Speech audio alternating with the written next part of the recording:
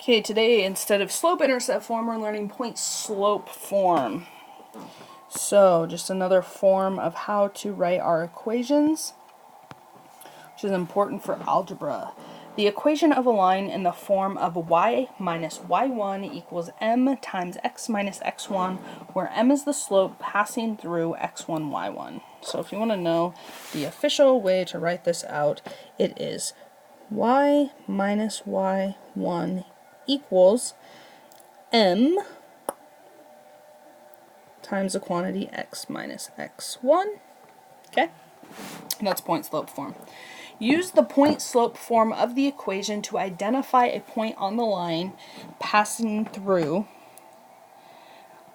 and the slope of a line. So, they give us this equation. Okay, y minus 7 equals 3 times x minus 4. So, if you just want to know for later, m is 3, okay, because it falls before the parentheses after the equal sign. Your x is going to be, your x1 is going to be 4, and your y1 is going to be 7, okay? Because if you look at this equation, your y1 and your 7 are in the same place, your x1 and your 4 are in the same place, okay? So we're going to do a little bit of evaluation here. We're just going to y minus 7 equals 3 times x minus 4. So the equation is in point-slope form. So we're going to read the value of m from the equation. M is 3 because it falls before the parentheses, just like it did right here. The x1, y1 are 4, 7, because of what we talked about earlier. So the line defined by y minus 7 equals 3 times x minus 4 has a slope of 3, and it passes through the point 4, 7. x1, y1 are the point where that line would pass through if you were to graph it.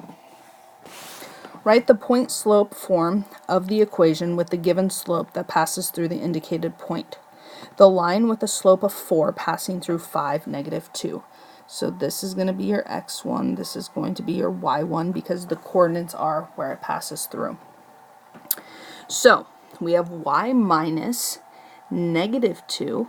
We have to bring our minus down and then put y1 in as negative 2. Our m is our slope, which it says is 4, times x minus x1, which is 5. Okay, so because we have two negatives, we can change them to positives. So we have y plus 2 equals 4 times x minus 5. So I forgot to do this. We substituted 5 for x1 and negative 2 for y1 and 4 for m.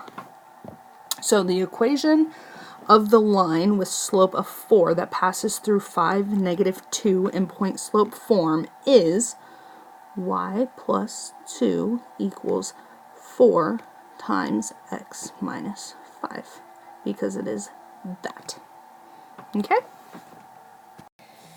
A roller coaster starts by ascending 20 feet for every 30 feet it moves forward. Ascending means going up. The coaster starts at a point 18 feet above the ground. Write the equation of the line that the roller coaster travels along in point-slope form and use it to determine the height of the coaster after traveling 150 feet forward. Assume that the roller coaster travels in a straight line for the first 150 feet. So, x increases by 30, y increases by 20. Okay, because your y is your up and down, and it's ascending 20 feet, and then your x is your left and right, and it's moving forward 30 feet. So the slope of the line is your change in y over your change in x. So it is y over x. So it would be 20 over 30, which can simplify to 2/3 if you divide both of those by 10. So the line must pass through the point 0, 18. Okay, and the reason I have 18 here is because the coaster starts at a point 18 feet above the ground. So your y-intercept has to be 18 because it's never closer to the ground than 18 feet. So here we go. We have y minus y1. So this is our x1 and our y1. This is our point it has to pass through. So our y1 is 18. We said earlier we found our slope of 2/3 times our x minus x1, which is 0. So we substitute 0 for x1, 18 for y1, and 2/3 for m.